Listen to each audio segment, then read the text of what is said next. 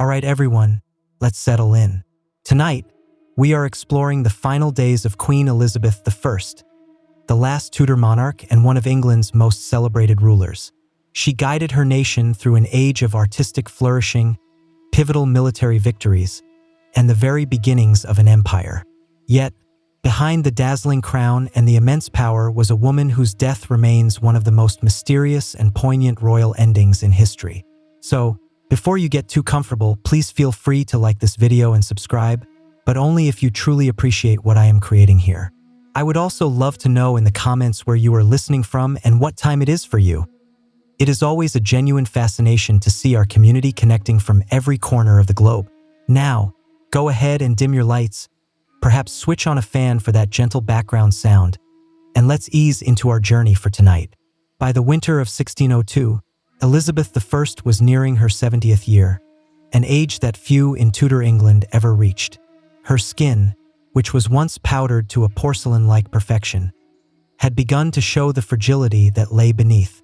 Her brilliant auburn wigs, once symbols of her youthful power, now sat atop a body that was weathered by nearly half a century of rule.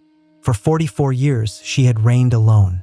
She had outlived her rivals, she had buried her suitors, and she had silenced every threat that had risen against her.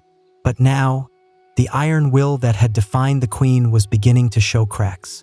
Though her mind was still sharp, those who were around her noticed that something profound was shifting. Her appetite had diminished, and her presence at court had become sporadic. The vibrant fire that had once radiated from her throne at Whitehall seemed to have dimmed. And as the year turned, unsettling rumors began to whisper through the tapestried halls of Richmond Palace. Rumors that their sovereign was fading. There had been loss, a painful and personal loss. The execution of Robert Devereux, the Earl of Essex, in 1601 had struck a deep blow.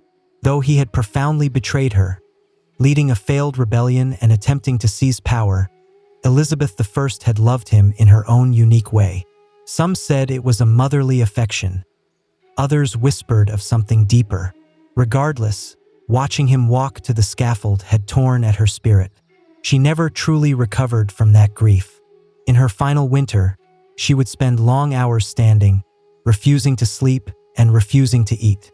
Her servants noted that she rarely sat, and she spoke even less. When she did, her voice was thin, and it trailed off like smoke. Sometimes, she would gaze into the empty fireplace for hours, unmoving, as if she were staring into something far beyond it, something that only she could see. The court began to prepare. The physicians offered her tinctures, tonics, and prayers, but the queen dismissed them all.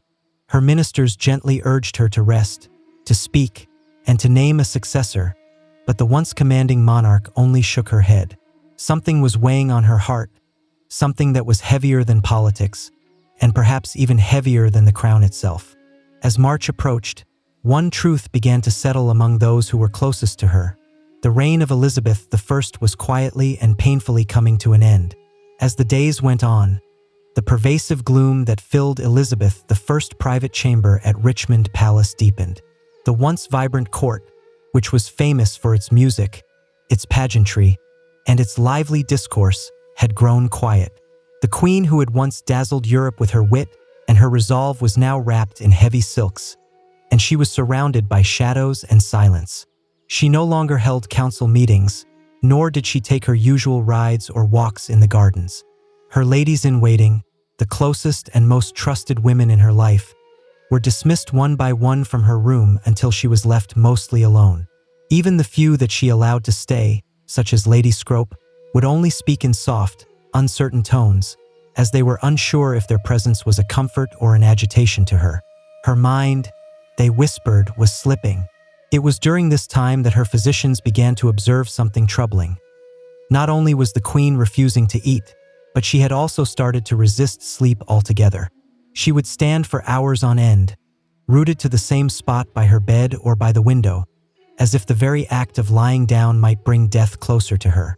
When her legs could no longer support her, she would sit stiffly on some cushions, with her eyes fixed on some invisible point, and her lips moving silently in a prayer or a thought. Some speculated that she feared death not as a woman, but as a ruler. For decades, Elizabeth I had been the very embodiment of England itself. To die meant that she would have to relinquish control of her people, her image, and her power. Perhaps that was what she truly feared, the end of her control. Physically, her health began to decline in ways that were subtle but certain. She developed a persistent cough, her skin turned increasingly pale, and her frame seemed to shrink under her ornate gowns. The weight loss was alarming, yet she forbade any attempt to examine her too closely. Her vanity, even in her sickness, remained intact. And through it all, one question loomed in every courtier's mind, but it was rarely voiced aloud. Was this simply old age that was catching up to the Queen? Or was there something hidden, something that was festering just beneath the surface? The answer, for now, remained locked behind her lips, the lips that had once commanded empires, but now barely moved at all. To understand the immense weight that was pressing down on Elizabeth I in her final weeks, one must look not only at her body, but at her heart, and more precisely, at the ghost that was haunting it. Robert Devereux, the Earl of Essex. Their relationship had been a volatile one. Essex was dashing, ambitious, and impulsive. He would flatter her, he would defy her, and then he would beg for her forgiveness, only to betray her again. In him, Elizabeth I saw both potential and peril. Despite his arrogance, she had favored him, and she had elevated him to a position of great influence within her court. But in time, his ambition turned dangerous. In 1601, he launched a coup, a desperate and ill-conceived rebellion to seize power. She had no choice. The crown could not tolerate treason, no matter how charming the traitor might be. Elizabeth signed the death warrant herself, and when he was beheaded in the Tower of London, something inside of her unraveled. From that moment on, witnesses say that the Queen began to change. It was not just sadness. It was as if a deep and corrosive guilt had lodged itself in her soul. Some claimed that she carried a locket that contained his portrait. Others swore that she would mutter his name in the dead of night. Whether these tales were true or just the invention of romantic courtiers, the effect was undeniable. The Queen, who had once seemed to be untouchable, now appeared to be human and deeply wounded. Grief in that age was poorly understood. What we now recognize as depression might have been seen as melancholia, a spiritual imbalance rather than an emotional one. But those who were around her saw it clearly. Her eyes had dulled, her laughter had ceased, and her energy had faded. The courtiers who had once competed for her affection now stepped more cautiously. They feared her moods, and they were unsure of how far her sorrow might drag her down. She stopped composing letters, she stopped approving documents, and she even stopped attending chapel. A sign that was more shocking than any other, given her deeply held Protestant faith. And perhaps most telling of all, she refused to listen to music. Elizabeth I had adored music all of her life. She had sung, she had played instruments, and she had surrounded herself with composers and poets. Now she asked for silence. The Queen's heart, it seemed, had broken long before her body had followed. As March of 1603 drew near, the decline of Elizabeth I was no longer a hidden affair. What had begun as grief and withdrawal was now a public spectacle.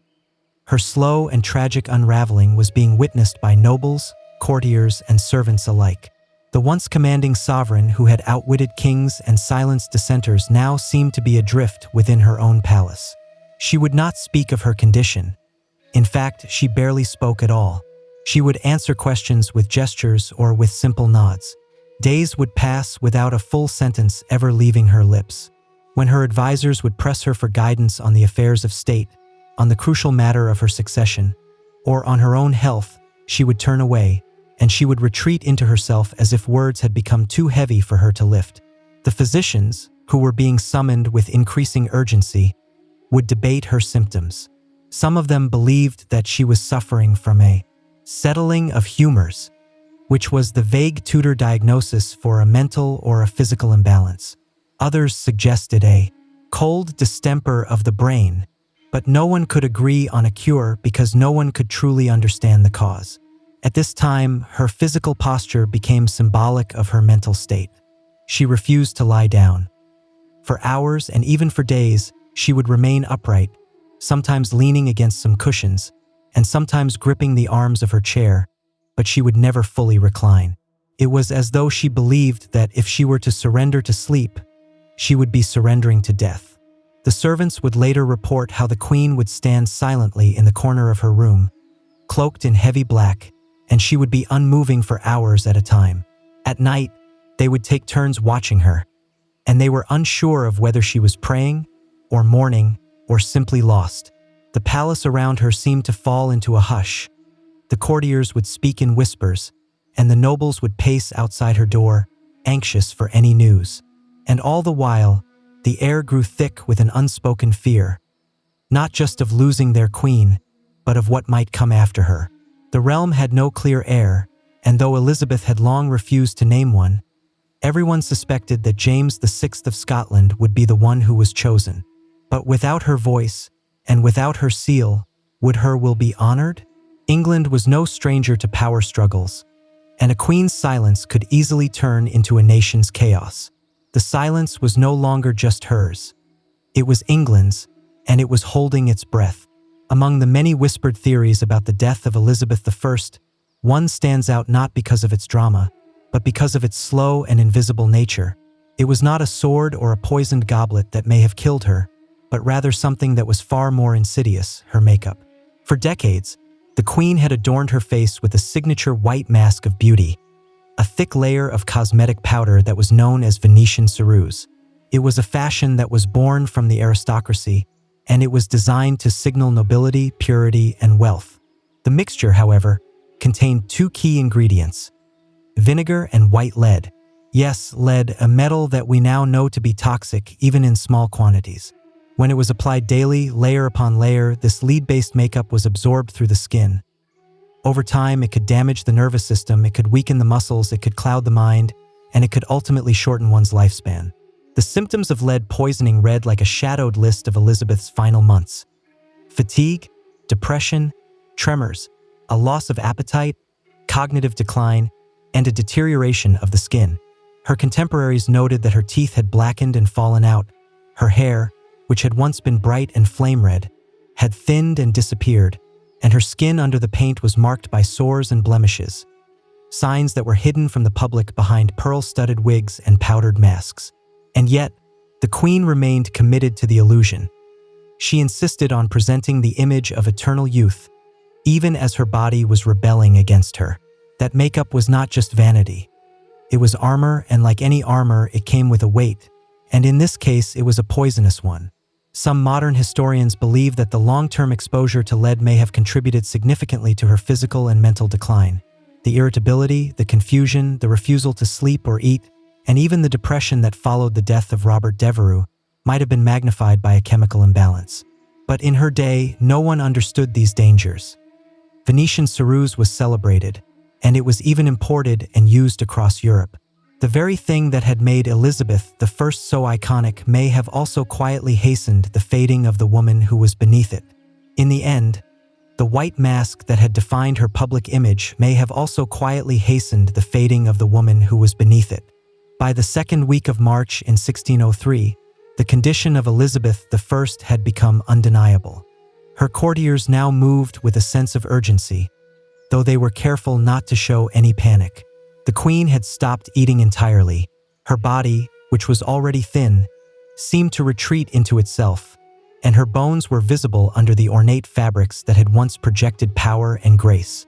She was wasting away, and yet no one could give her illness a name. The Tudor medicine had no clear diagnostic tools. There were no thermometers, no microscopes, and no concept of infection as we know it today. Illness was a matter of humors: blood, phlegm, yellow bile, and black bile. If those were imbalanced, then disease would follow. The treatments would involve bleeding, herbal poultices, or purging the system, and yet none of these worked, because no one truly understood what was happening inside the queen. Modern scholars have suggested that she may have succumbed to pneumonia. The cold air in Richmond Palace, mixed with the long hours of standing and fasting, may have led to a lung infection. A persistent cough, chills, and a slow slide into delirium would align with such a theory, and without any antibiotics, even a mild case of pneumonia was potentially fatal. Others have speculated that it was blood poisoning, possibly due to abscessed teeth or infected sores that were under her cosmetics. Dental hygiene was notoriously poor, and Elizabeth had already lost several of her teeth. Infections in the mouth, if they were left untreated, could enter the bloodstream, which is a deadly condition that is known today as septicemia. But none of these possibilities could be confirmed in her time, and so her physicians just guessed. They used herbal tonics, they tried warm compresses, and they prayed, but Elizabeth would have none of it. She rejected all of the medicine. She would not allow any incisions or bleedings. She even refused to undress completely, and she guarded her modesty to the very end. And through it all, she said almost nothing. The silence around her became a part of the illness. Her servants would tiptoe around, her ladies would weep in private, and her ministers would watch helplessly as the one figure who had dominated their lives for decades began to vanish. Not in a blaze of glory, but like a candle that was slowly dying in its holder. No one could help her, no one even knew what to call it, and so they simply waited for the end, or for a miracle.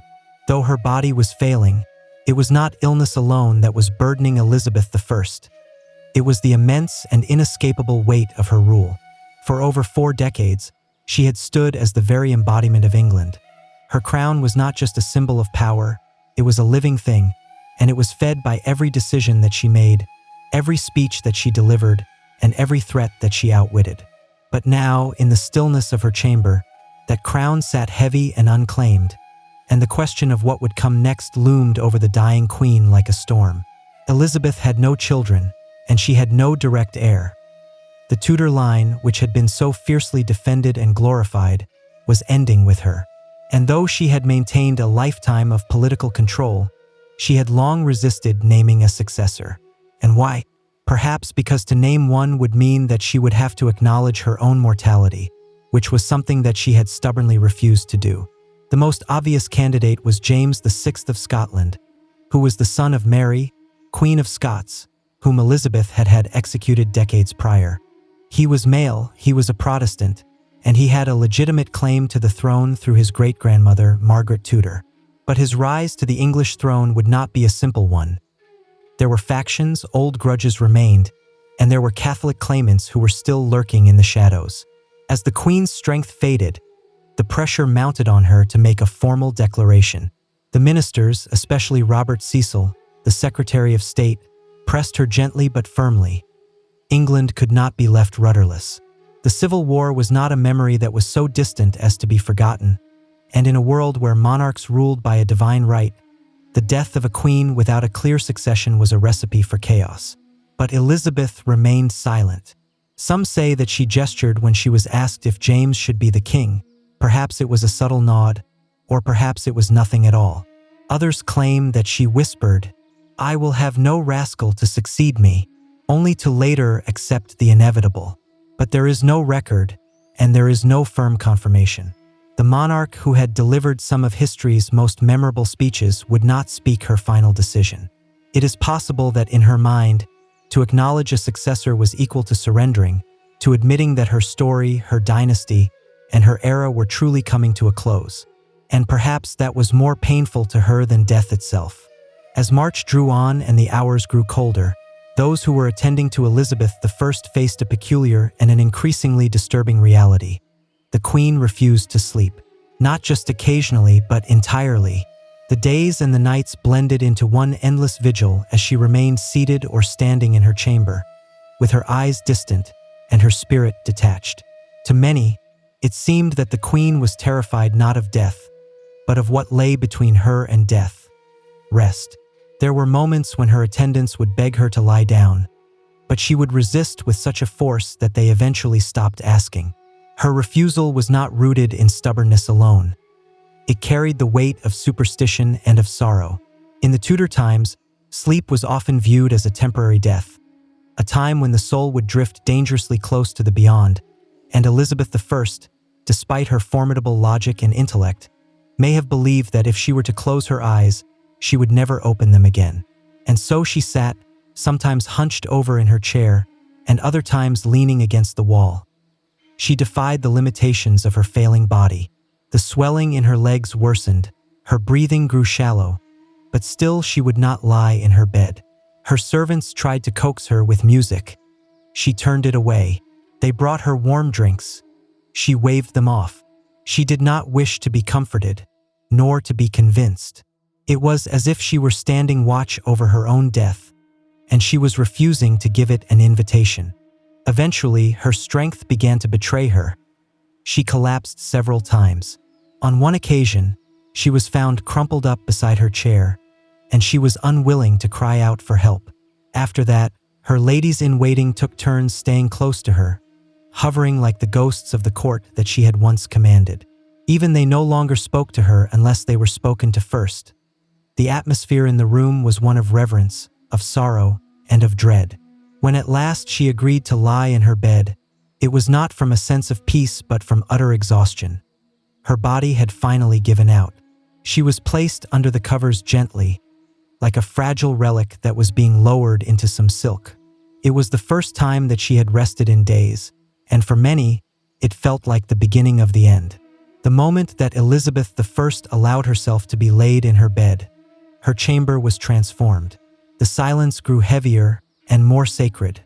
Those who were closest to her gathered, her advisors, her ladies, and her physicians, and each one of them was aware that this was not just the death of a woman, but the closing of an age. The Tudor dynasty, which had ruled England for over a century, was ending with her final breath. The room was dim, the tapestries muffled the footsteps, and the candles flickered. Outside, the palace held its breath. No proclamations were issued, no bells were tolled, and only whispers were passed through the corridors of Richmond Palace. Those who had served her for decades now found themselves standing still, waiting for a word, a sign, or a farewell that would never come. Despite the gravity of the moment, Elizabeth I said nothing. She had once been a queen of eloquence.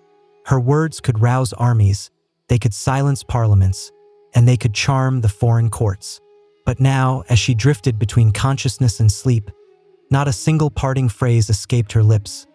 Not to her ladies, not to her council, and not even to the realm that she had so long protected. Instead, she communicated through faint movements, slight nods, flickers of her eyes, and the barest tremble of her hands. Some thought that they saw her reach toward the crown that was resting nearby. Others claimed that she had gestured toward a portrait of James VI, who was the presumed successor. But there were no declarations and no final speech to echo through history. What did she see as she was lying there in the silence? Perhaps visions from her reign. The young girl who had been imprisoned by her sister Mary, the triumphant queen who had greeted the troops at Tilbury, the glittering court of poets and explorers, the fires of the religious wars, the execution of Mary, Queen of Scots, and the death of the Earl of Essex, a life of power that was shadowed by solitude. Outside her chamber, the preparations had already begun. The courtiers were quietly packing their belongings, the ambassadors were writing coded letters to their kings, and the messengers were waiting with their horses ready. They all knew what was coming next. And yet, until the last moment, England remained a kingdom without a sovereign. For until her last breath, Elizabeth I was still the queen. No one could take her place, not yet, not until she was gone. As the final hours of Elizabeth I's life unfolded, those who remained in her chamber stood like statues, silent, sorrowful, and uncertain. The queen no longer responded to any touch or sound. Her breathing had grown shallow and irregular. Her skin, which was pale from her age and her illness, now took on an ashen hue. The fire that was in her had gone from a steady flame to a flickering ember. Lady Scrope, who was one of her most faithful attendants, refused to leave her side. She held the queen's hand and she would dab her brow with a linen cloth that was soaked in rose water. Others stood in the background, whispering prayers, some aloud, and others in their hearts. There was no ritual for this. There had never been a monarch like her before. Outside, Richmond Palace was wrapped in a quiet anxiety. No proclamation had yet been made, and still no one dared to call her death until the final breath had passed. The messengers stood ready at the gates, and they were prepared to ride to Scotland the moment that it was confirmed, to deliver the news to James VI, the man who would be king. Inside, time seemed to warp. The minutes dragged on like hours, and no one dared to speak of what would come next. Even Robert Cecil, the chief architect of the peaceful transition to the House of Stuart, stood still with his papers folded in his hand. His greatest political maneuver, to unite England and Scotland under one crown, was just moments away, yet it was entirely dependent on a woman who was in her final moments. Then, just before the dawn on March 24, 1603, it happened. There was no cry, no gasp, just silence. The room remained motionless for a full minute, as if they all feared that the breath might return. Then quietly, Lady Scrope covered the Queen's face with a linen cloth. It was over. Elizabeth I was dead.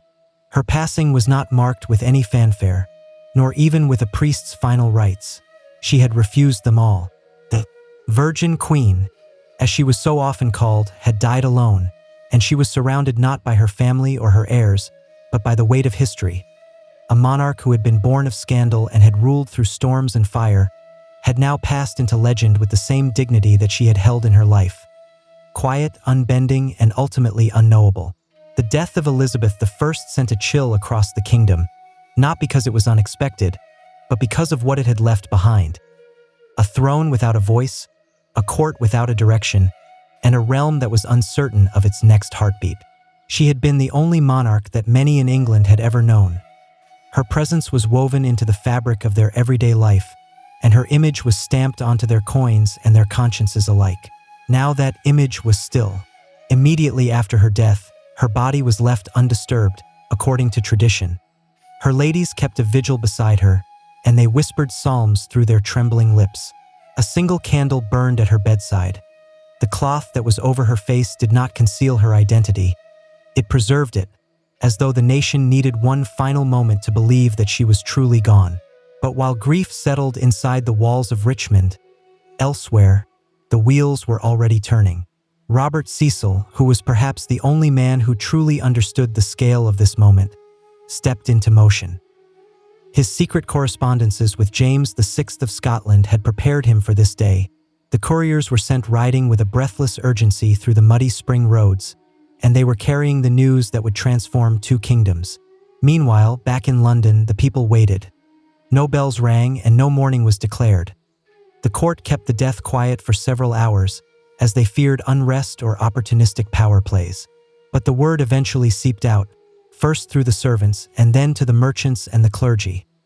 The Queen was gone, and with her, so too went the Tudor dynasty. There was no child, no sibling, and no cousin who had been raised at her side to step into her place. Elizabeth had left behind no personal heir, only the political hope that her choice, which was unspoken but widely assumed, would be honored. The Privy Council met in hushed tones. The moment was fragile. A kingdom needed a direction, and it needed it fast. The fear of factionalism, of Catholic uprisings, and of foreign meddling. All of these haunted their thoughts. The bloodshed of the past successions loomed like a shadow. Yet the Queen's long silence had not stopped her government from preparing. Within hours of her death, the council declared that James VI of Scotland would become James I of England. A new dynasty had begun, but even as the nation turned toward the future, it did so in mourning for the woman who had shaped an age and had left behind a silence that no crown could ever fill. After the council had announced the succession of James VI, who was now James I of England, the focus shifted to the care of the Queen's body. Elizabeth I, who had guarded her image with an almost obsessive control throughout her reign, could no longer maintain the illusion. The mask that she had worn, both literal and symbolic, was beginning to fall away. In her life, she had been meticulous about her appearances. She had rarely allowed herself to be seen without her full regalia, the white lead makeup, the elaborate gowns, and the fiery wigs. Even in her final days, she had kept her chamber darkened and she had denied most visitors. It was vanity, yes, but it was also for power. To appear weak was to risk everything in a court that was filled with ambition and knives. Now, in her death, her body told a different story. As her ladies gently prepared her for her burial, they began to see what had long been hidden under the layers of silk and powder. Her skin bore the signs of her age and her illness. Bruising, lesions, and the pale, unnatural hue that had come from years of toxic cosmetics. Her hands, which had once been adorned with rings and scepters, were now thin and bony. Her hair, what little of it remained, had turned wispy and white. There was no denying it. Elizabeth I had been dying long before she had allowed anyone to see it. And yet, in her death, there was something profound about her humanity.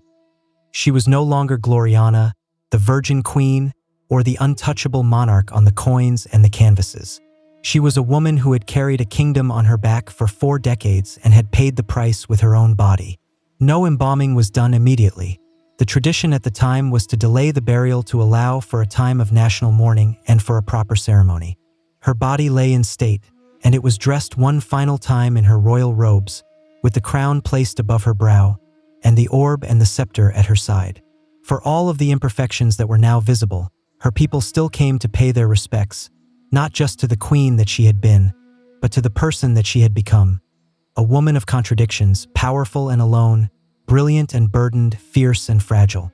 The mask had slipped away, but what remained was not less regal. It was only more real. On April 28, 1603, more than a month after her death, the body of Elizabeth I was finally laid to rest. The delay had not been caused by any negligence, but by reverence. England had lost its longest-reigning monarch to date, and such a passing demanded a ceremony that would match the magnitude of her legacy. Her funeral procession began at Whitehall and it moved slowly toward Westminster Abbey. The streets of London were lined with mourners, nobles, clergy, and commoners, and thousands of faces were turned toward the carriage that bore their queen one final time. Some of them wept, and others stood in a solemn silence. There were no cheers, no songs, only the tolling of the bells and the shuffle of the boots on the stone. The coffin was draped in velvet, and it was borne upon a massive hearse that was drawn by 4 horses. Above it sat an effigy of Elizabeth I, and it was dressed in her state robes with her crown, her orb and her scepter, with her eyes open, and her face serene, as if she were still watching over her people. The image was so lifelike that many believed it to be her real body that was propped upright in her death. Behind the hearse marched an honor guard, and it was followed by the nobles of her court, the members of Parliament, and the ambassadors from the foreign nations. Each step echoed the weight of the transition. A queen was being buried, but an entire era was being mourned. At Westminster Abbey, she was interred in the vault beside her half-sister, Mary I, which was a symbolic reunion between 2 queens who had once been bitterly divided by their religion and their rivalry. On the tomb, the inscription reads, "Partners in throne and grave, here rest we 2 sisters, Elizabeth and Mary, in the hope of one resurrection." The irony was not lost on the historians. In their life, the sisters had been enemies. In their death, they lay side by side. The funeral marked more than just the end of a monarch. It marked the end of the Tudor dynasty. With Elizabeth gone, so too ended the lineage that had brought England out of the Wars of the Roses and into an age of exploration, of cultural flourishing, and of national pride. And as the Abbey's great doors closed behind her, an entire kingdom stood changed. The Elizabethan age was over. What would come next would be shaped by a different hand and a different crown. More than 4 centuries have passed since Elizabeth I took her final breath, and yet the mystery that surrounds her death remains. Unlike the monarchs who had died in battle or from a clear illness, Elizabeth's decline was veiled in silence, in secrecy, and in contradictions. As a result, scholars, physicians, and curious minds have continued to speculate about what exactly it was that had killed the Virgin Queen. The most common theory is a simple one: old age. At nearly 70 years old, Elizabeth had far outlived most of her contemporaries. After 4 decades of rule and countless personal losses, her body may have simply succumbed to time. Her refusal to eat, to drink, or to rest certainly contributed to her decline, and without any modern medicine, even a minor ailment could have turned fatal. Another compelling theory is pneumonia. The Queen had reportedly caught a chill shortly before her final decline. The cold, damp conditions in Richmond Palace combined with her weakened state may have allowed an infection to take root. With no antibiotics and only rudimentary treatments, pneumonia would have been a devastating illness. Yet other theories point to lead poisoning. Her famous white makeup, the Venetian ceruse, was known to contain white lead, which is a toxic substance that is absorbed through the skin. Over the decades, it could have damaged her organs, it could have caused psychological changes, and it could have slowly poisoned her from within. The symptoms such as fatigue, irritability, and cognitive decline all match our modern understandings of chronic lead exposure. Then there is the possibility of blood poisoning, perhaps from an infected tooth or a sore. Dental health was notoriously poor, and Elizabeth had suffered from tooth loss and decay. A small infection could have easily entered her bloodstream, which would have resulted in septicemia, a silent killer in an era that had no understanding of bacteria or of sterilization. Finally, some historians explore the emotional and the psychological toll. Her grief and her depression. The loss of Robert Devereux and her other beloved confidants seemed to break something within her. Her refusal to lie down, her long silences, and her deep melancholy all could be signs of a profound psychological suffering, which, when it was left untreated, may have hastened her end.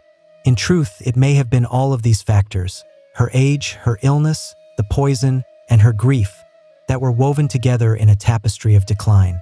A queen who had carried an empire on her shoulders may have finally been crushed under its weight. And yet, in her silence, she left no confession, only a legend. The death of Elizabeth I was not merely the close of a life. It was the close of an identity that England had worn for more than 40 years. She had reigned alone, without a husband or a child, and she had carved her image into the very soul of a nation. Her passing was quiet, it was private, and it was full of unanswered questions. But the echo of her reign thundered into the centuries that followed. The country that she had left behind was vastly different from the one that she had inherited. When she had first ascended to the throne in 1558, England was fractured by a religious war, it was threatened by foreign powers, and it was teetering on the edge of instability. Through her sheer will, her political genius, and her theatrical leadership, Elizabeth I transformed it into a formidable kingdom, one that was confident, culturally vibrant, and respected on the world stage. Her death, however, revealed the fragility that was under that surface. She had held everything together through her force of personality and her presence. With her gone, a power vacuum threatened to reopen the old wounds. The peaceful transition to James I marked a diplomatic victory, but it was also a seismic shift. The Tudor flame had gone out, and the Stuart dawn was uncertain. And yet, what lingered in the minds of her people was not just the politics, it was her persona. Her speeches at Tilbury, her defiant rejection of marriage, her cultivated image of the Virgin Queen, the jewels, the gowns, the high forehead, and the poetic rhetoric, all of it became mythic. Even her final silence served her legacy. She exited the world on her own terms, and she offered no final word, no dying gasp for her legacy or for pity. In her life, she had been a master of performance. In her death, she let the silence speak louder than any closing act. To this day, historians still debate the details of her death, but few debate her impact. The Elizabethan age remains one of the most celebrated periods in English history. Her name became a shorthand for a golden era of poetry, of exploration, and of national pride. And though her body rests quietly under the stones of Westminster Abbey, her story continues to live on in the pages, on the stages, and in the very spirit of the monarchy that she once ruled. She died alone, but she did not die forgotten. Long before there were chocolate bars that lined the grocery store shelves and hot cocoa that warmed our winter hands, cacao was something entirely different. It was not sweet, it was not even eaten. It was drunk, bitter, frothy, and sacred. And for the ancient peoples of Mesoamerica, this strange and powerful bean held more than just flavor. It held a profound meaning. Our story begins over 3,000 years ago, deep in the tropical rainforests of what is now southern Mexico. The Olmec, who are considered to be one of the first complex civilizations in the Americas, were likely the earliest people to cultivate the cacao tree. Though much of their history is shrouded in mystery, archaeologists believe that the Olmec used cacao in their rituals and possibly as a ceremonial drink that was consumed by the elite leaders or the shamans. It was no ordinary refreshment. It was a vessel for spiritual power. But it was with the Maya civilization that cacao truly became a divine gift. The Maya, whose empire spanned much of Central America from around 250 to 900 CE, worshipped cacao as a sacred plant that had been bestowed upon them by the gods. According to their mythology, cacao was a gift from the gods of creation, and it was a part of the very foundation of human life. The Popol Vuh, which is a sacred Maya text, describes the gods as forming humans from maize and cacao, and it bound them to the natural world. Cacao was reserved for the important moments. The priests would offer it during their religious ceremonies, and the nobles would drink it during their elaborate feasts. It was believed to invigorate the spirit and to open a gateway to the divine. It was served cold, and it was mixed with chili spices or cornmeal, and the cacao drink was rich, intense, and energizing. It was often poured from one vessel to another to create a frothy foam, which was a sign of prestige and of quality. But cacao's value went even deeper than the ritual. The Maya markets would use the cacao beans as currency. A few of the beans could buy a tamale, and 100 of them could buy a turkey. The people would store them like money, they would trade them, and they would even make counterfeit versions of them out of clay. To the Maya, chocolate was not just a treat. It was life, it was power, it was wealth, and it was worship, all in one. It was the drink of the gods, and it flowed through the veins of the kings and the priests, and its bitter, intoxicating taste marked the beginning of one of the most remarkable culinary journeys in human history. Among the Maya, cacao was more than just a beverage. It was a living symbol of the divine order, and it was intricately woven into the very fabric of their daily life and their cosmic belief. This small, bitter bean from the jungle was thought to be a sacred substance, and it was capable of connecting mortals to the gods, to the earth, and to the afterlife. In every major Maya city, from Tikal to Copan, cacao was present at the most important moments of life. When the rulers were crowned, cacao was poured. When the marriages were sealed, it was drunk by both the bride and the groom. And when the dead were laid to rest, vessels of cacao would accompany them into the tomb. They were offerings that were meant to nourish their souls in the next world. Cacao was commonly consumed during the religious ceremonies, and it was often by the priestly and the elite classes. These drinks were not sweet, nor were they taken casually.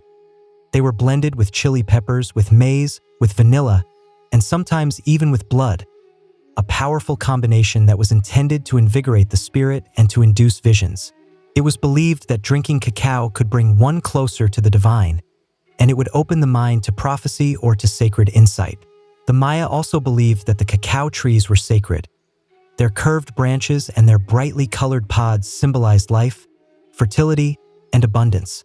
In their art, cacao would often appear alongside the gods and the ancestral spirits. On the painted ceramics and the carved stele, you can see scenes of kings who are offering cacao to the deities or the gods themselves who are emerging from the pods as if they were born of a divine fruit. But cacao's role extended beyond just religion. It was a staple of the social and the economic world. If you were hosting a guest, you would serve cacao. If you were negotiating for peace, you would drink cacao together.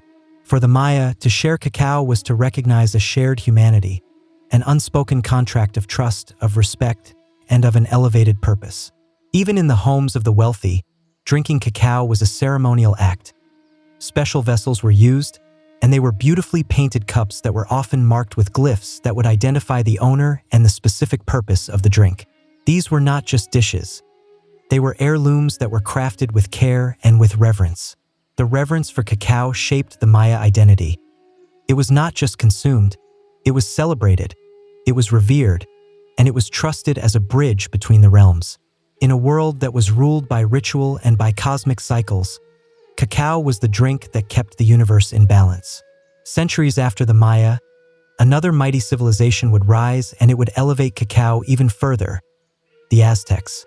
By the time that Hernán Cortés and the Spanish conquistadors arrived in the early 1500s, cacao was not just a spiritual symbol or a luxury item in the Aztec Empire. It was an institution, and it was used as money, as medicine, and as a royal indulgence. The Aztecs did not grow cacao in the cool, dry climate of their capital, which was Tenochtitlan. Instead, they acquired it through trade or through tribute. The conquered provinces in the warmer southern regions were required to send cacao beans as a payment to the imperial center. Tons of the beans would flow into the empire's coffers, and they would be stored in the granaries like they were in modern banks. Each bean had a value. A small rabbit could cost 10 beans, and a turkey hen might cost 100. The servants were paid in cacao, and the debts were settled with it. To counterfeit a cacao bean, to hollow one out and to fill it with dirt, was a serious crime in the Aztec society. Cacao was as valuable as gold, but its worth went beyond just the economics. Cacao, which was known as zacalatl, was revered as a warrior's drink. It was consumed by the nobles, by the priests, and by the military leaders, and it was never consumed by the commoners. It was prepared with water, with chili, and sometimes with maize, and it was believed to energize the body and to sharpen the mind before a battle. The Emperor Moctezuma II is said to have consumed as many as 50 cups a day, and he believed it to be an aphrodisiac and a source of strength. Cacao was also a key element in the religious ceremonies. Offerings were made to the deities like Quetzalcoatl, who was the feathered serpent god, and who, according to the legend, had given cacao to humanity after he had stolen it from paradise.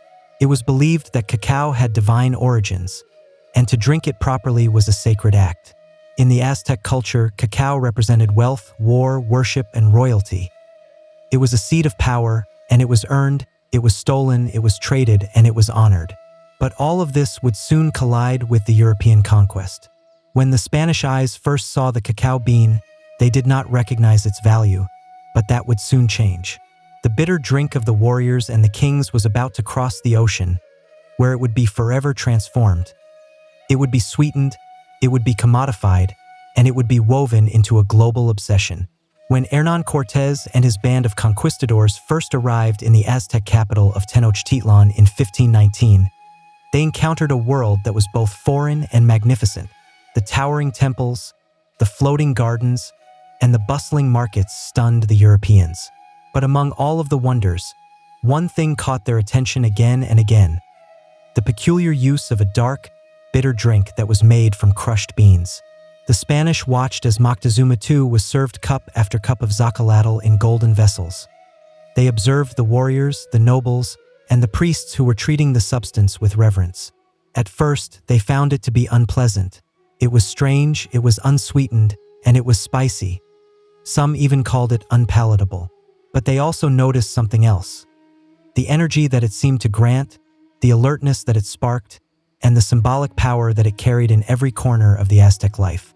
Once the conquest was complete and the empire had fallen, Cortés brought more than just gold and silver back to Spain. He brought cacao beans. He brought the knowledge of how to grind them, how to mix them, and how to drink them. And with that, chocolate entered Europe. At first, it remained a curiosity of the Spanish court, an exotic treasure of the New World. The monasteries began to prepare it in the traditional way, but it was only for the nobles and the royals. But the European palate was different. Over time, the chili and the maize were replaced with something new: sugar. Sugar changed everything. The addition of the sweeteners to the bitter cacao drink sparked a culinary revolution. Suddenly, what had been a sacred, spicy brew of the warriors became a sweet indulgence. Something that was seductive, luxurious, and deeply fashionable in Spain, and soon all across Europe. Chocolate was no longer a tool of ritual or of tribute. It became a marker of wealth and of sophistication. The aristocrats would sip it at the salons, and the royalty would demand it at their tables.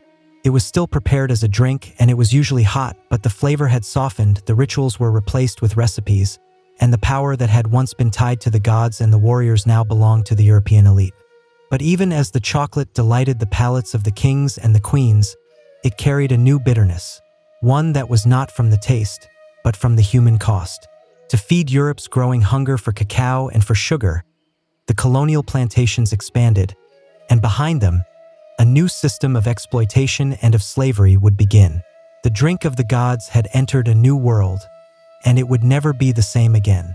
By the 17th century, chocolate had evolved from a sacred Mesoamerican ritual to a fashionable European delicacy. But behind this sweet transformation lay a growing darkness: the union of cacao and of sugar, a pairing that delighted the European palates, but that also became one of the driving forces behind one of history's most brutal systems, the transatlantic slave trade. As the European demand for chocolate grew, so did the need for raw cacao. The lush equatorial regions of South America, of Central America, and of the Caribbean offered the perfect climate to grow the cacao tree, but harvesting it was a labor-intensive process. The cacao pods had to be picked by hand, they had to be split open, and the beans had to be fermented, dried, and roasted. The same was true for sugarcane, which was another demanding crop. To maximize their profit, the colonial powers turned to slavery. The Portuguese, the Spanish, the French, the Dutch, and the British all participated in building plantation economies that were fueled by enslaved labor. Millions of Africans were captured, they were shipped across the Atlantic, and they were forced to work under brutal conditions on the plantations in Brazil, in the Caribbean, and later in West Africa. Many of them would spend their lives cultivating cacao and sugar, but they would never taste the sweet confections that their labor had created. The human cost was staggering. In the pursuit of chocolate and of sugar, families were torn apart, cultures were erased, and entire generations suffered. Yet in the drawing rooms of London, of Paris, and of Madrid, the aristocrats would sip their hot chocolate, and they were either unaware or uninterested in the lives that were behind the beans. The commodification of cacao marked a turning point. It was no longer a sacred offering, it was a global product, something to be traded, to be taxed, and to be turned into a profit. And as the industrial age approached, the demand would only grow. What had begun as a spiritual drink that was crafted with reverence and with ceremony had now become entangled in empire and in exploitation. The taste that had once symbolized a divine connection now left a bitter residue, one of blood, of suffering, and of a systemic injustice. Yet the allure of chocolate only deepened. Its association with luxury, with love, and with pleasure grew stronger, while its history of labor and of suffering was quietly buried under the layers of sugar and of cream. The story of chocolate's rise was no longer just about the flavor or the ritual. It was about power, it was about profit, and it was about the people who were sacrificed along the way. For centuries, chocolate remained a liquid luxury, and it was served in the royal courts and in the elegant salons. But as Europe entered the Industrial Revolution, chocolate was about to undergo another transformation, one that would forever change its form, its audience, and its place in the world. The early 1800s saw a wave of invention. Mechanization and mass production were reshaping everything from textiles to food. And in 1828, a Dutch chemist named Coenraad Johannes van Houten developed a revolutionary process. Using a hydraulic press, he extracted much of the natural fat, the cacao butter, from the roasted cacao beans. What remained was a dry cake, which could be ground into a fine powder. This powder would dissolve more easily in water, and it could be blended with sugar more smoothly, which would make chocolate cheaper, lighter, and easier to produce. This invention gave birth to what we now call Dutch cocoa, and it paved the way for solid chocolate. In 1847, the British company Fry & Sons took things a step further. By combining the cacao powder, the cacao butter, and the sugar, they created the world's first modern chocolate bar, a smooth, moldable, and portable version of what had always been a drink. For the first time, chocolate could be held in the hand, and not just sipped from a cup. Then came the Swiss. In the 1870s, Daniel Peter introduced milk chocolate by adding condensed milk to the mixture, which created a creamier, sweeter version of the classic bar. His friend and rival Rodolphe Lindt invented the conching machine, which would slowly churn the chocolate for hours, and it would refine its texture and give it the silky smoothness that we now associate with high-quality chocolate.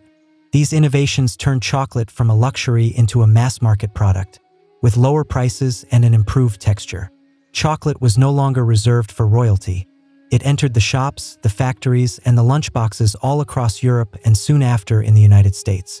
Companies like Cadbury, Nestle, and Hershey industrialized chocolate on a scale that had never been seen before. The packaging became colorful and playful, and the advertising emphasized joy, indulgence, and childhood wonder. But in making chocolate sweet, accessible, and solid, something of its origin was forgotten. The divine drink of the gods had become a snack. It was delicious, yes, but it was stripped of its ancient power and its ritual. Still, a new chapter had begun, one where chocolate would become beloved all around the world. By the dawn of the 20th century, chocolate had taken root all across the globe, not just as a delicacy but as a massive industry. What had begun as a sacred brew among the ancient civilizations had now become a worldwide phenomenon, and it was driven by factories, by marketing, and by the unstoppable forces of global capitalism. In the United States, chocolate took a uniquely American turn with Milton Hershey. In the late 1800s, Hershey applied mass production methods to chocolate, much like Henry Ford would later do with automobiles. His factory in Pennsylvania produced affordable milk chocolate for the average American, and not just for the elite. By 1900, the Hershey bar was born, and with it, a new American love affair with chocolate. But chocolate was no longer just a product. It was becoming a symbol. The soldiers would carry it into war. The children would trade it on the playgrounds. It appeared in cookbooks, in holiday rituals, and in romantic gestures. Valentine's Day, Halloween, and Easter. Each one of them adopted chocolate as its unofficial mascot. Its sweetness now spoke to love, to comfort, and to nostalgia. Meanwhile, the international companies expanded the cacao cultivation to meet the demand. West Africa, particularly Ghana and Côte d'Ivoire, became the global hubs for cacao farming, and they surpassed Latin America. The same regions that had once endured the colonial rule and the slavery were now supplying over 70% of the world's cacao, and it was often under exploitative conditions. Even in modern times, labor abuses, which include child labor and poverty-level wages, still persist in many of the cacao-growing regions. Yet despite its tangled roots, chocolate's popularity only grew. In Japan, it became a refined art. Small, exquisite bonbons were gifted with a ritual precision. In Switzerland, it was a matter of national pride, with brands like Toblerone and Lindt that defined the premium quality. In Mexico, chocolate returned to its ancient roots, and it was used in traditional dishes like mole, where the bitter and the savory flavors would coexist. The global chocolate culture was, and it still is, a paradox. It is universal, yet it is personal, a product that was born of an indigenous ceremony. It was transformed by an empire, it was refined by an industry, and then it was embraced in 1,000 unique ways all across the continents. From the Andes to Antwerp, from Ghana to Geneva, chocolate had become a part of the human story. And even though few people ever stopped to wonder where it came from, every bite carries the flavor of history. It is sweet, it is bitter, and it is everywhere in between. In the whirlwind of industrial growth and of global expansion, chocolate's ancient origins were largely forgotten. What had once carried a divine meaning and a ceremonial weight had become, for many, just another snack. It was delicious, it was convenient, and it was sold by the millions. But in the recent decades, a new movement has begun to stir. A rediscovery of chocolate's roots and a return to the bean, the craft chocolate movement. It began in earnest in the early 2000s, and it was inspired by the trends in coffee, in wine, and in slow food. Artisans and chocolatiers all across the world started to ask, where does our chocolate come from? Who grows it? And what does it taste like before it is buried under sugar and additives? The answers led them back to the cacao bean. Unlike industrial chocolate, which is often blended from beans that are sourced in bulk, craft chocolate focuses on single-origin cacao, and it preserves the unique flavors of the specific regions, the soils, and the fermentation styles. The beans from Madagascar might taste fruity and citrusy, while those from Ecuador could carry floral or nutty notes. Chocolate, it turned out, had terroir just like wine. This reawakening was not just about the flavor. It was also about the ethics. With a greater awareness came a concern over how cacao is produced. Documentaries and investigations revealed the ongoing labor abuses, which include child labor and unfair wages, on the cacao farms. In response, many of the craft chocolate makers began to work directly with the farmers, and they would pay premium prices for the high-quality, ethically grown beans. The labels like Fair Trade, Direct Trade, and Rainforest Alliance emerged, and each one of them was striving to create a more just and a more sustainable supply chain. Meanwhile, chefs and food historians began to revive the ancient Mesoamerican uses of cacao. In parts of Mexico and of Guatemala, the traditional drinks that were made with cacao, with chili, and with maize regained their popularity. The indigenous communities would share the recipes that had been passed down for generations, and they would remind the world that chocolate was not invented in a factory, but in a forest. The museums, the books, and the culinary tours followed. People began to see chocolate not just as candy, but as a culture, and it was rich in heritage, in struggle, and in story. The world had changed chocolate, but chocolate, in its essence, had never changed. It was still the fruit of a tree. It was grown by hand. It was prepared with care, and it was shared with meaning. And for those who cared to listen, chocolate once again began to speak, not just in its sweetness, but in its memory. Today, chocolate is everywhere. at our celebrations, in our vending machines, inside our pastries, and in our gourmet kitchens alike. It is a symbol of love, of luxury, and of comfort. But under its creamy surface lies a history that is anything but simple. It is a story of gods and of empires, of joy and of exploitation, of ritual and of reinvention. Chocolate, perhaps more than any other food, is a mirror that is held up to civilization itself. From the sacred ceremonies of the Maya to the bitter brew of the Aztec warriors, from the hands of the enslaved laborers on the colonial plantations to the gilded salons of the European nobility, and from the wartime rations to the Valentine's Day traditions, chocolate has journeyed alongside humanity, and it has reshaped itself at every turn. Its legacy is a layered one. On one side, chocolate represents ingenuity, resilience, and cultural fusion. It is the perfect example of how the ingredients from one continent can meet the techniques from another to create something entirely new. It has inspired poetry, science, and innovation, from the chemistry of tempering to the artistry of flavor balancing. On the other side, it holds a shadow. Much of the modern chocolate industry still depends on the labor of impoverished farmers, and many of them have never tasted the chocolate bars that their beans help to produce. Despite the awareness campaigns and the ethical certifications, problems like deforestation, underpayment, and child labor remain ongoing concerns in the cacao supply chain. Chocolate is also a story of forgotten voices. The indigenous peoples who had first revered cacao saw it as sacred. Their traditions, which were silenced by the colonization, are only now being rediscovered, and their contributions are being acknowledged. Each time that we bite into a truffle or we sip a cup of hot cocoa, we engage, knowingly or not, with that deep and often painful history. And yet, for all of its contradictions, chocolate continues to unite people across languages, across borders, and across beliefs. It brings joy, it comforts, it celebrates, and it endures. Perhaps that is chocolate's greatest legacy.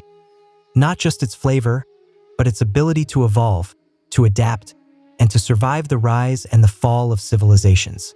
From a ritual to a recipe, from a seed to a symbol, chocolate has always meant more than it seemed.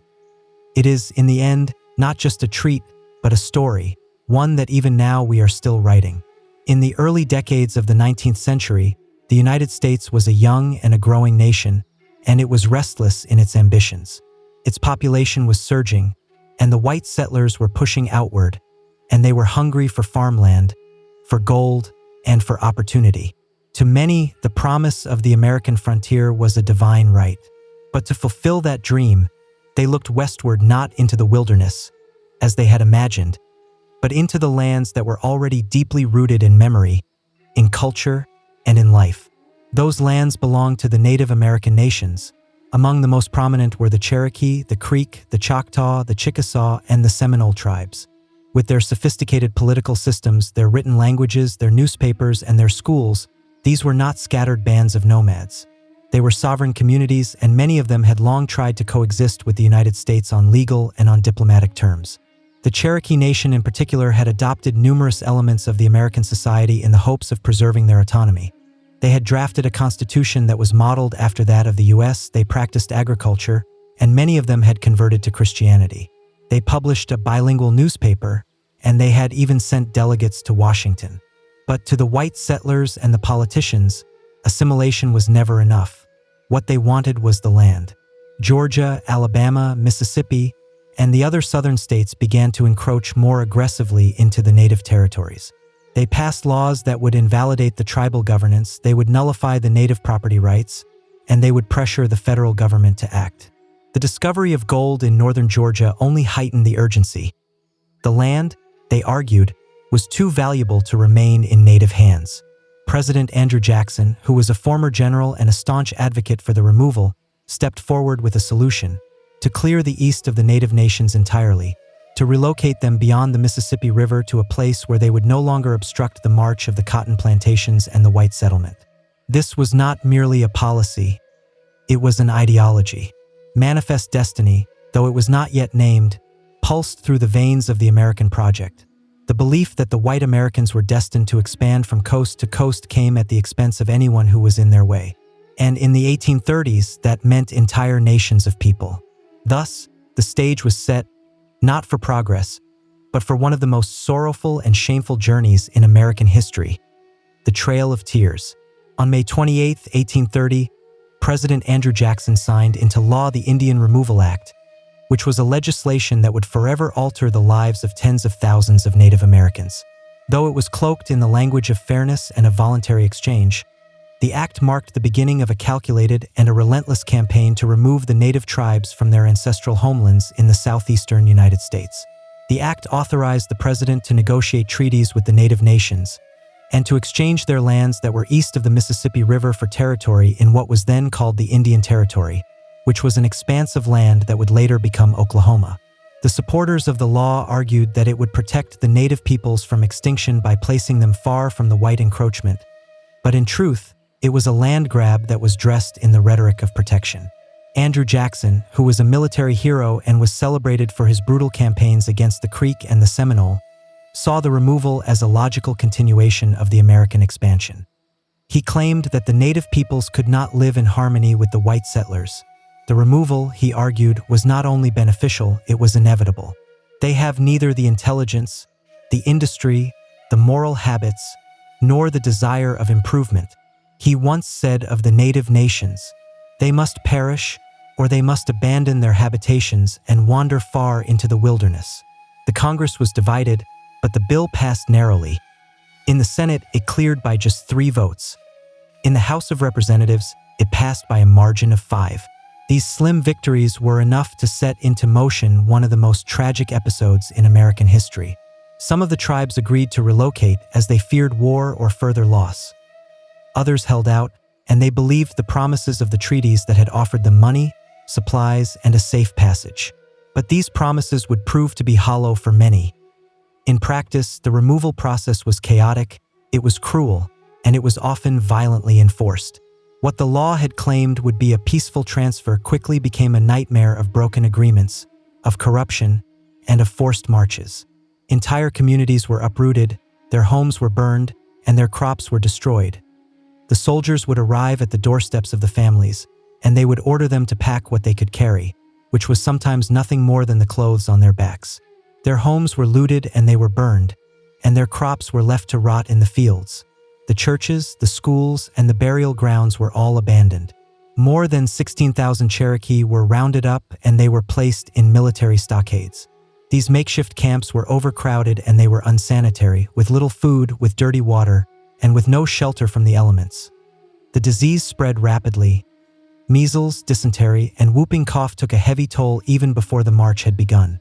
Some of the groups were moved immediately under an armed guard. Others, who were held in the sweltering summer heat, were forced to wait until the autumn, when the travel conditions were considered to be more favorable. But the cold rains, the early snow, and the inadequate supplies would make the journey even more deadly. The Cherokee called the route Nunna Dal Isunyi, which means the trail where they cried. Roughly 1,000 to 2,000 miles stretched between their homes and the so-called Indian Territory. The march was slow, it was harsh, and it was humiliating. They would walk through the mud and the snow, they would cross the frozen rivers, and they would go over the mountains and the prairies. The elderly would collapse, the children would die in their mother's arms, and entire families would vanish along the trail, and they would be buried in shallow, unmarked graves by the roadside. Some of them tried to maintain their dignity, and they would sing prayers, they would carry their sacred objects, and they would record the names of the lost, but the weight of the grief was unbearable. The hunger would gnaw at their strength, the winter would pierce their thin clothing, and the guards would show them little mercy. By the time that the last group arrived in what is now Oklahoma in the early part of 1839, it is estimated that over 4,000 Cherokee had died, which was nearly a quarter of their entire population. This was not simply a relocation. It was a death march, a forced erasure of their identity, of their home, and of their hope. When the last group of the Cherokee reached the Indian Territory in March of 1839, the journey was over, but the suffering was not. The losses that they had endured along the Trail of Tears extended far beyond the 4,000 lives that were claimed by disease, by exposure, and by starvation. What had died on that trail was more than just the people. It was a way of life, a spiritual connection to the land, and the cultural continuity of an entire nation. The trauma echoed through the generations. The survivors arrived weakened, they were broken, and they were grieving. They had lost their elders who had carried their traditional knowledge, their children who had represented their future hope, and their leaders who had defended their people with all the strength that they had. There were no ceremonies for the dead, and there was no time for mourning. The land that they had been forced to settle was unfamiliar, and it was often hostile. The promises that had been made by the U.S. government of protection, of supplies, and of fertile land were inconsistently honored, or they were ignored altogether. The physical wounds were matched by the emotional ones. The Cherokee had been a proud nation with their own schools, their own printing presses, and their own constitution. They had trusted the legal system, and they had believed that the law would protect them, but their trust had been betrayed, their justice had been denied, and their rights had been erased. Among the survivors, the divisions deepened. The Treaty Party, which were those who had signed the Treaty of New Echota, were viewed by many as traitors.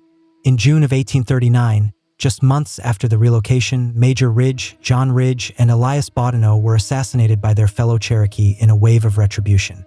The unity of the nation, which had already been battered by the removal, now fractured further under the weight of the internal conflict. And yet, even in the midst of the devastation, the Cherokee endured.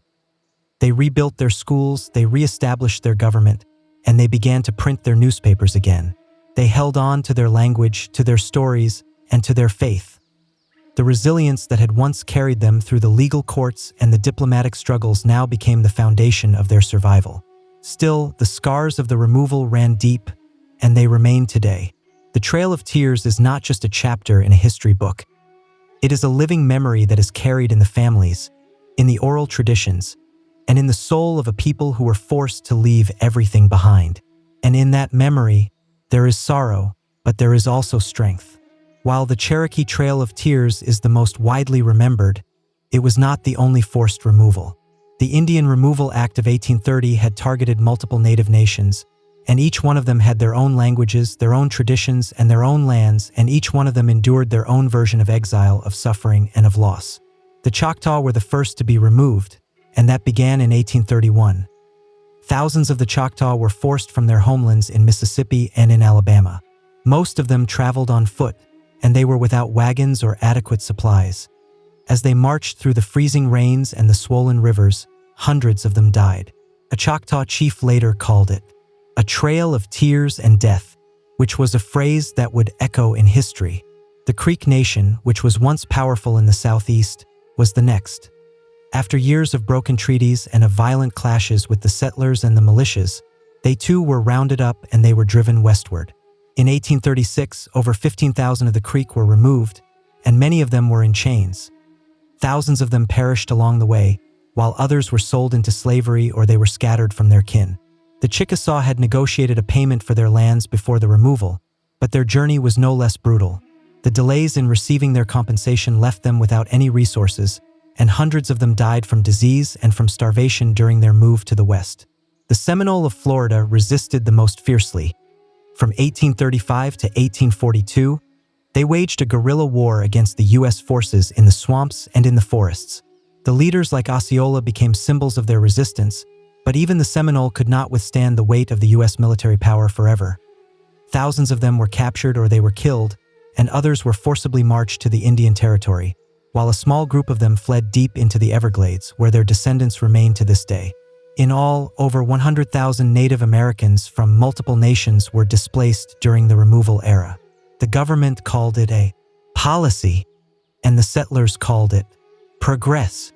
But for the native peoples, it was a catastrophe.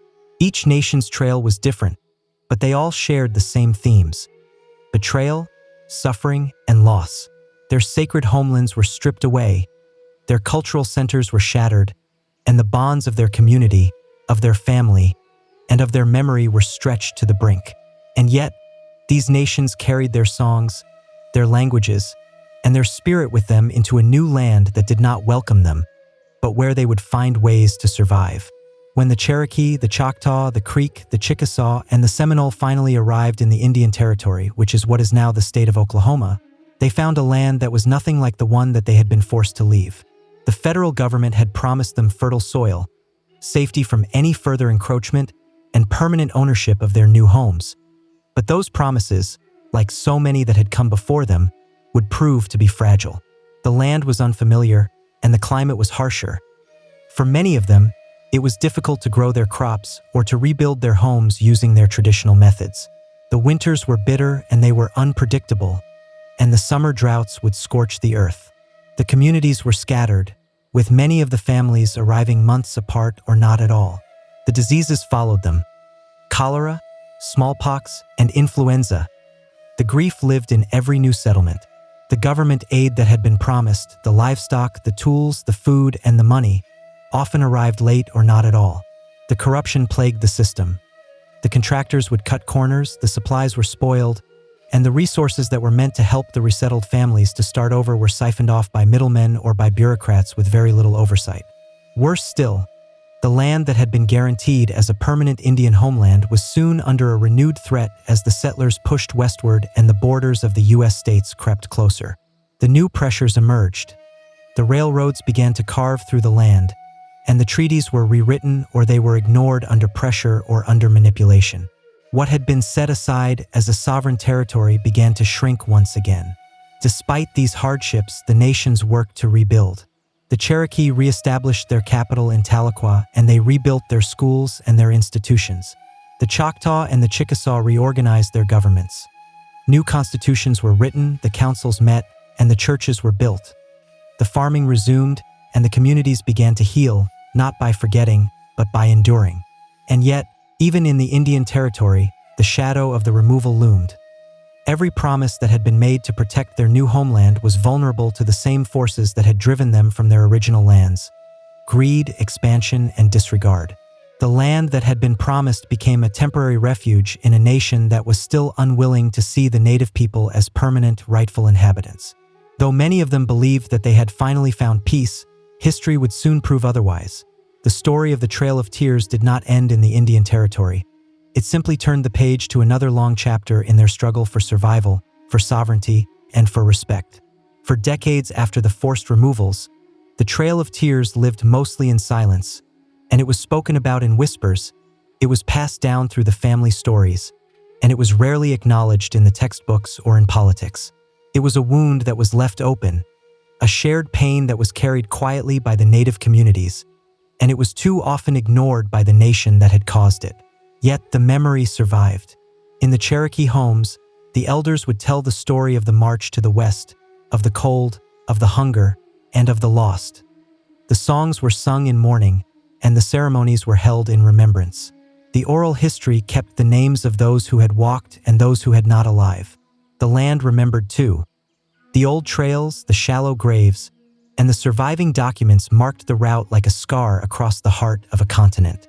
It was not just a trail of sorrow, it was a trail of survival.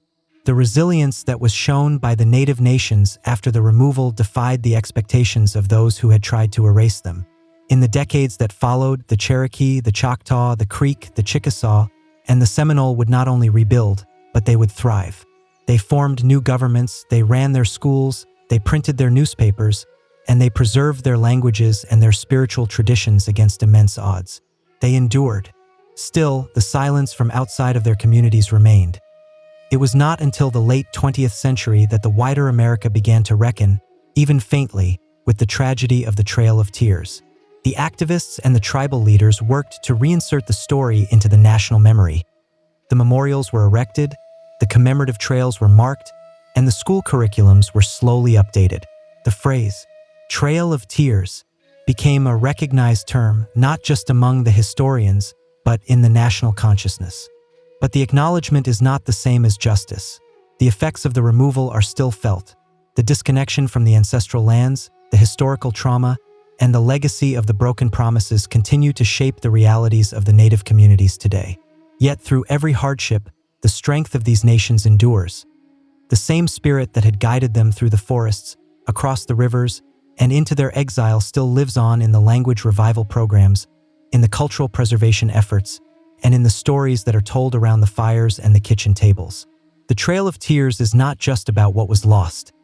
It is about what was carried forward: faith, memory, and the unyielding will to survive. Today, The Trail of Tears is remembered not only as a historical event but as a living memory, a reminder of the injustice, of the resilience, and of the strength that it takes to carry a people forward when the world turns against them. The route that had once echoed with the footsteps of grief now serves as a sacred path of remembrance all across the United States. The monuments, the trails, and the museums mark the journey. The Trail of Tears National Historic Trail, which was designated by Congress in 1987, stretches over 5,000 miles across 9 states, and it traces the paths that were taken by those who were forced to march to the west. It winds through the forests, the fields, and the quiet towns, and it invites the visitors to walk, if only for a moment, in the footsteps of those who had endured it. But the true remembrance goes beyond just the monuments. For the descendants of those who had walked the trail, the memory lives on in their community, in their language, and in their ceremony. The tribal nations continue to honor their ancestors through the annual memorial rides, the storytelling gatherings, and the language revitalization programs. What was once a story that was nearly silenced is now being reclaimed, and it is being spoken with pride. The schools now teach it, the films portray it, the authors and the poets give a voice to the sorrow and the strength of that era, and the native youth grow up knowing that their identity is rooted in more than just survival. It is rooted in courage, in resistance, and in continuity. Yet there is still work to be done. The Trail of Tears stands as a challenge to how history is told and how it is remembered. It asks us to confront the cost of the expansion, the cruelty that was behind the policy, and the ongoing struggles that are faced by the indigenous peoples. It reminds us that progress without humanity is not progress at all. It is erasure. To honor the Trail of Tears is to do more than just to look back. It is to listen, to learn, and to uplift the voices that had once been pushed aside. It is to recognize that the story of America is incomplete without its native nations, not just in the past, but in the present and in every chapter that is yet to come. And so we remember, not just with sorrow, but with a deep respect, because even in the face of betrayal and of exile, the people walked forward, and they did not vanish. They endured. In the biting cold of the early part of 1692, Salem Village in Massachusetts was a place that was thick with unease. It was tucked into the harsh New England wilderness, and this Puritan settlement was more than just a collection of farms and of meeting houses. It was a community that was teetering on the edge of a spiritual and a social collapse. The people of Salem believed that they were God's chosen, and they were placed in a wild and a dangerous land to carve out a righteous life. But under their devout faith simmered years of fear, of tension, and of division. The Puritans lived under a strict religious code. They believed in an invisible world that was filled with angels and with demons. The devil, they were taught, was not a metaphor but a real and an active force. The witches, they believed, could sign the devil's book, and they could cast spells and corrupt the innocent. To question this was to question the scripture, and to doubt a minister was to challenge God. And Salem had no shortage of spiritual pressure. The Reverend Samuel Parris, who was the village's minister, was a deeply polarizing figure. He was harsh, he was suspicious, and he was often paranoid. He saw signs of sin everywhere. His sermons would thunder with warnings of damnation and of the devil's work. He divided the congregation with his fire and his brimstone preaching, and he created deep rifts among the neighbors and the families. Beyond the pulpit, Salem faced an economic and a political strain. A long-running feud between Salem Village and the wealthier Salem town caused a constant tension. The land disputes were common, and the boundaries between the property, the belief, and the personal grievances were often blurred. The old resentments lingered just under the surface. To make matters worse, the surrounding wilderness was a source of terror. The memory of the brutal Native American attacks during King Philip's War was still fresh. The crops had failed the year before, and smallpox had swept through the region. In the Puritan mind, these disasters were not by chance. They were a punishment for hidden sins. It was in this atmosphere of religious anxiety, of political rivalry, and of a survivalist dread that a group of young girls would begin to act strangely. Their sudden fits, their wild accusations, and their cries of witchcraft would not be dismissed as childish games. Not here, not in Salem, because in Salem the devil was real, and in 1692 the villagers believed that he had come to visit. It began, as many tragedies do, with children. In January of 1692, two young girls in Salem Village, 9-year-old Betty Paris and her 11-year-old cousin Abigail Williams, began to behave in alarming ways. They would scream, they would thrash, and they would contort their bodies into unnatural positions. They would bark like dogs, they would hurl objects, and they would speak in gibberish. When they were reprimanded, they would wail in pain and they would claim that they were being pinched or pricked by invisible forces. Their afflictions confounded the adults who were around them. The Reverend Samuel Paris, who was Betty's father, initially saw the behavior as disturbing but perhaps as curable. A local doctor, William Griggs, examined the girls and he delivered a chilling diagnosis. They were under an evil hand. In a deeply religious and superstitious community like Salem, that meant only one thing: witchcraft. Soon, other girls began to display the same symptoms, and Putnam Jr., Mercy Lewis, Mary Walcott, and Elizabeth Hubbard all joined the afflicted circle. Their fits escalated, and they drew the attention of the entire village. These girls were not from the fringes of society. They were the daughters of prominent families, and they were respected members of the Puritan order, which gave their words weight. When they were pressed to name the cause of their suffering, the girls did something that would change the fate of the entire colony. They pointed their fingers. The first to be accused was Tudor, who was an enslaved woman of Caribbean origin who was in the Paris household. She was a convenient target. She was foreign, she was non-white, and she was associated with stories and with rituals that seemed exotic and suspect to the Puritan eyes. Alongside her, the girls named two other local women: Sarah Good, who was a poor and often homeless beggar, and Sarah Osborne, who had scandalized the community by refusing to attend church and by marrying her servant. 3 women, each one of them vulnerable in different ways, were suddenly the focus of an entire town's suspicion. They were arrested and they were jailed. For the villagers, this was a spiritual emergency. If there were witches who were walking among them, they had to be identified and they had to be purged. What had begun as an unexplained illness in a single household now spiraled into a full-blown panic. And as the accusations spread, no one, not the neighbors, not the friends, and not even the family, would be safe from the suspicion. Salem had opened the door to fear, and it would not be easily closed. In the early months of 1692, as more of the villages fell into hysterics and more names were whispered in fear, Salem's courts began to rely on a kind of evidence that had never before been used in any English-speaking legal system: spectral evidence. It would become the most controversial and the most damning tool of the trials, and it was the most dangerous. Spectral evidence was based on the belief that a witch could send her spirit, or her specter, to torment her victims from afar.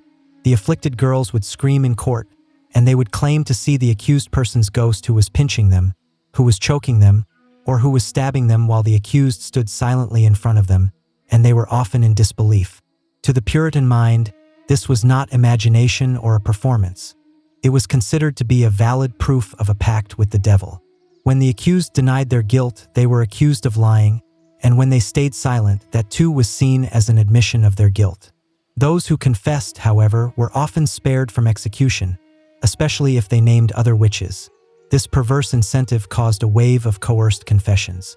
Tudor, the enslaved woman who had been accused first, confessed under pressure. She claimed that a tall man from Boston, who was clearly meant to suggest the devil, had visited her and he had promised her freedom if she would serve him. She described strange creatures, flying spirits, and she even said that she had seen a witch's book that was filled with signatures, which implied that others in the village had also made deals with Satan. Her testimony was graphic, it was theatrical, and it was terrifying. Whether Tudor's confession was strategic, it was survival-driven, or it was partly imagined remains a matter of debate, but it had a powerful effect. It validated the girls' accusations and it stoked the public's fear. If the witches were real and if they moved unseen, then anyone could be guilty. Soon, more confessions followed, and some of them were extracted under duress, while others were offered in the hope of mercy. Those who refused to confess were often treated more harshly than those who had admitted their guilt. The line between the truth and the fantasy vanished in the candlelight of the courtrooms. The hysteria drowned out the reason. The ministers urged caution, but too often their voices were ignored.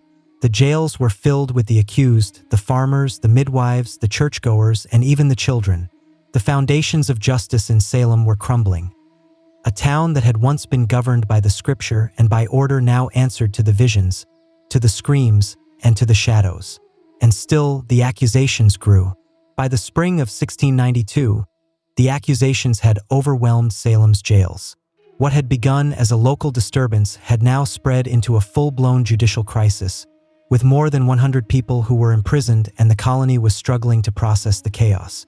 In response, the Massachusetts Governor William Phips established a special court, the Court of Oyer and Terminer, which means to hear and to determine, and it was specifically to handle the witchcraft cases. The court convened in Salem town, and its judges included respected men like William Stoughton, Samuel Sewell, and John Hathorne. But even their experience and their stature could not shield the proceedings from the hysteria. The rules of evidence were bent to fear, the spectral evidence was accepted, the hearsay was common, and the doubt, even the skepticism, was considered to be dangerous. The first to be formally tried and executed was Bridget Bishop, who was a woman who had long been suspected by her neighbors of being unruly and outspoken. She wore bright clothing, she ran a tavern, and she had been accused of witchcraft years before, which made her a perfect scapegoat. During her trial in June, the afflicted girls claimed to see her specter who was pinching them and mocking them in the courtroom. When she denied all of the charges, her resistance was taken as a proof of her guilt. Bridget was convicted swiftly, and she was hanged on June 10, 1692. She would not be the last. With her death, the machinery of the accusation, of the trial, and of the execution accelerated. Week by week, more prisoners were brought before the judges.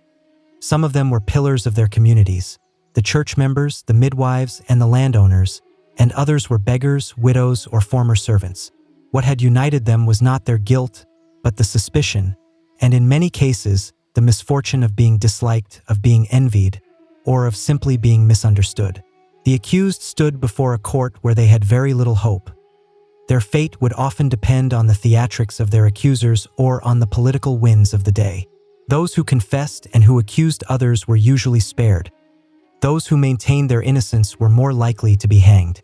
The fear fueled everything. The families turned on each other, the neighbors testified to save themselves, and the ministers cautioned for restraint. But their voices were drowned out by the cries for purification. And overhead, a gallows was built on Proctor's Ledge, just outside of Salem. It waited in silence as the town below fed it with names, one trial at a time. By the height of the summer of 1692, Salem was no longer a town. It was a furnace that was burning with fear, with accusation, and with a righteous fury.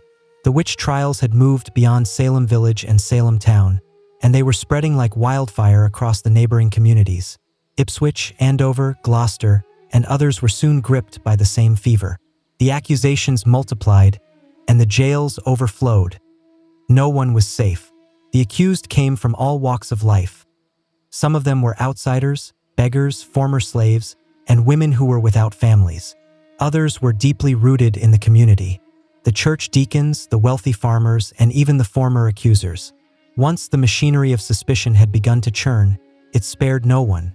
The families were torn apart, the husbands and the wives accused one another, and the children testified against their parents. The friends betrayed their friends. Even those who questioned the legitimacy of the trials became targets. To doubt the existence of witches was, in the minds of some, to align with them. Nowhere was this madness more visible than in the behavior of the afflicted girls during the court proceedings. They would cry out in pain, they would claim to see spectral animals, they would mimic the accused, and they would faint in unison. Their performance became central to the prosecution's case, regardless of how implausible or how theatrical it seemed. The court took their suffering as proof and their screams as divine evidence. By the end of the summer, more than 150 people had been arrested, and the executions continued. Sarah Good, who was a homeless woman, was hanged in July after she had refused to confess. Her defiance was seen not as strength but as a rebellion against God. Rebecca Nurse, who was a respected grandmother and a member of the Salem Church, was executed despite a widespread protest. Her conviction sent a chilling message.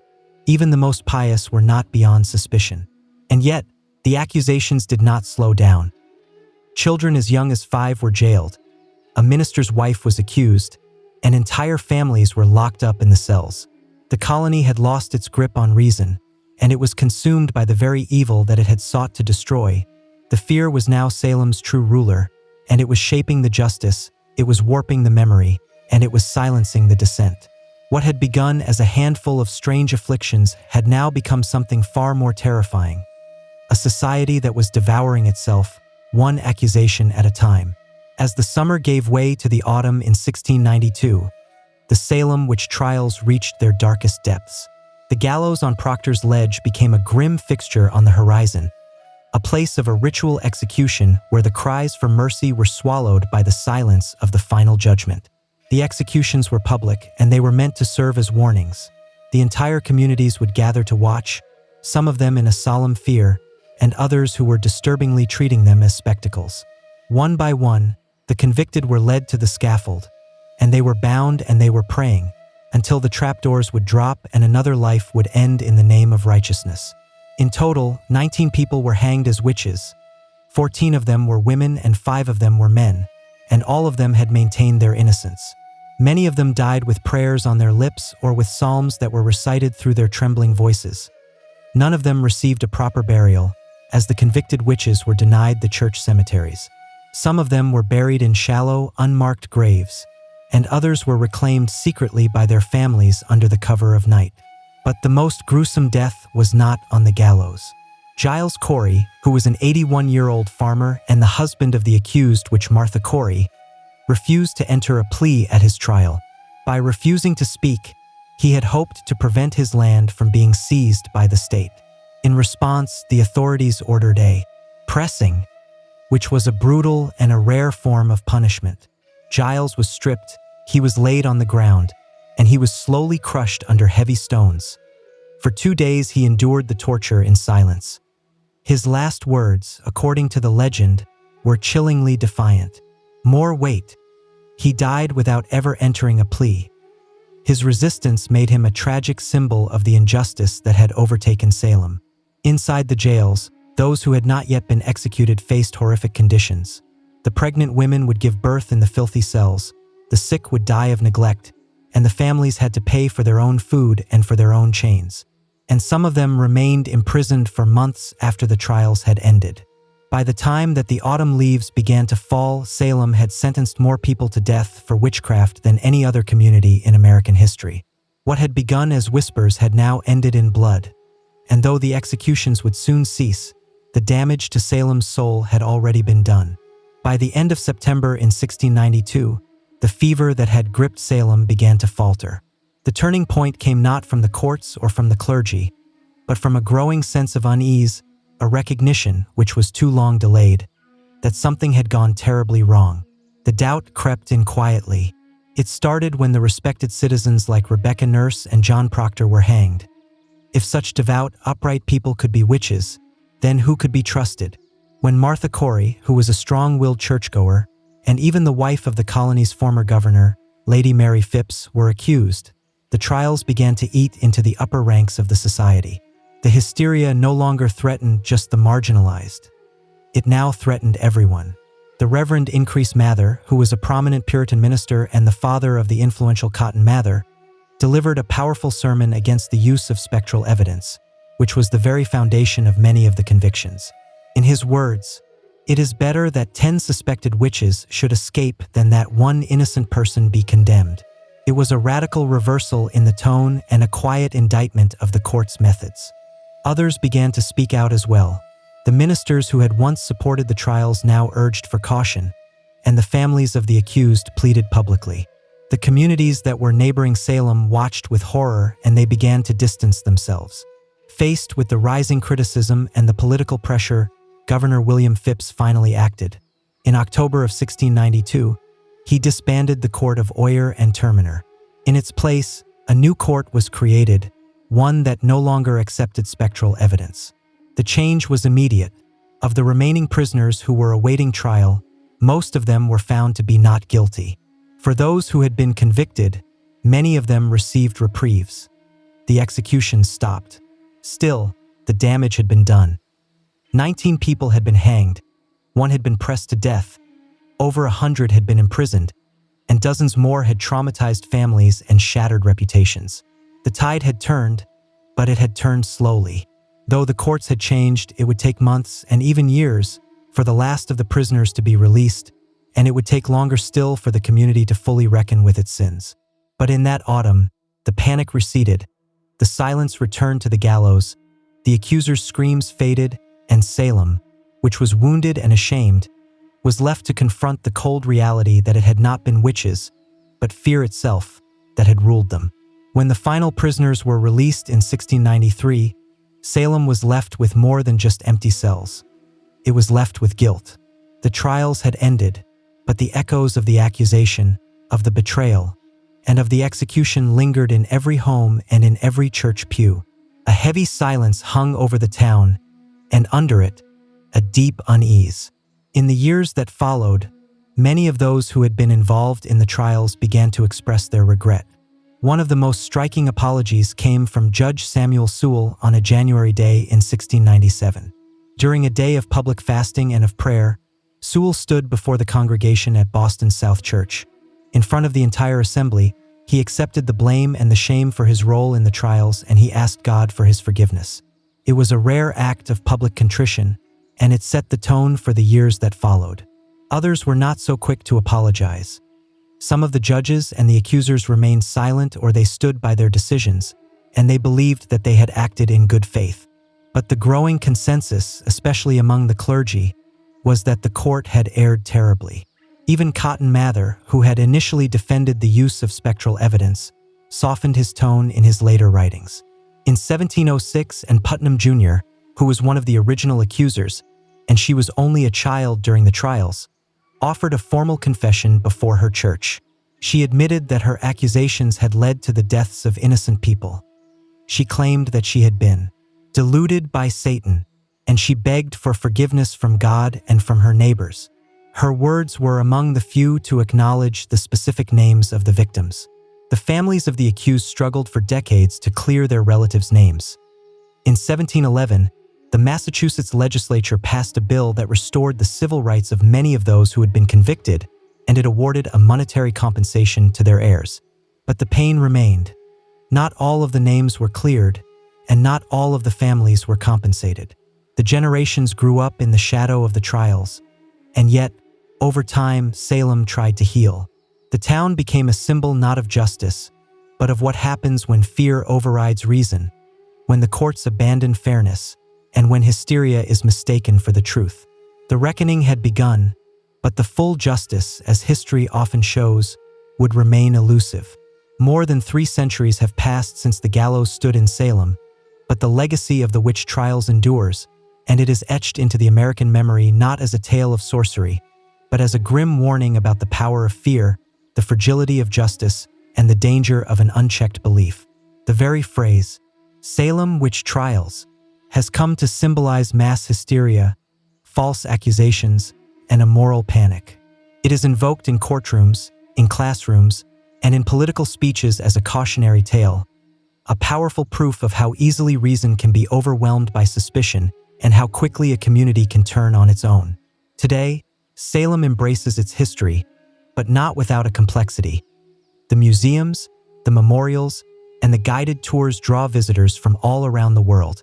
The Salem Witch Trials Memorial, which was dedicated in 1992 on the 300th anniversary of the trials, features 20 granite benches, and each one of them is inscribed with the name of one of the executed. They do not list their crimes, because there were none, only their names, their dates, and their final words, testaments to their dignity in the face of an injustice. Yet even now, Salem's story is more than just tourism or folklore. It is a reflection of human nature. The trials reveal how fear can become contagious, how power can be abused in the name of morality, and how justice can falter when it is guided by emotion rather than by evidence.